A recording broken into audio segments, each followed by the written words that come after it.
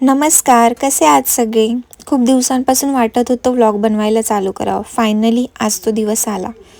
मग फ्रेश होऊन मस्त चहा टोस्ट खाल्ले आणि आम्ही निघालो. नवीन सुरुवात करायची तर विचार केला देवीचं दर्शन घेऊनच दिवसाची मस्त सुरुवात करावी.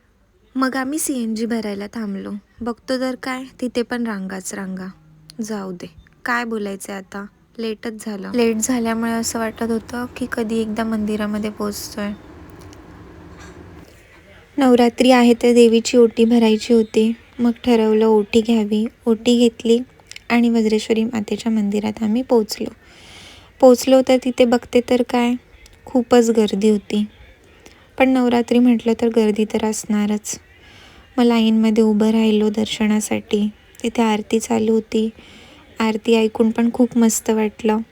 मग त्यानंतर पुढे हळूहळू आम्ही गेलो. मग आम्ही निघालो परतीच्या प्रवासासाठी. पेटुरा ओरडायला लागला.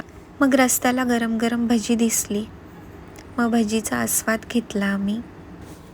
घरी आलो, पटकन चेंज केलं आणि मग पार्लरला आली. विचार केला दसरा आहे तर पूर्ण साफसफाई करेल, पण कंटिन्यू क्लायंट चालू होते त्यामुळे जमलं नाही. असा होता माझा आजचा दिवस.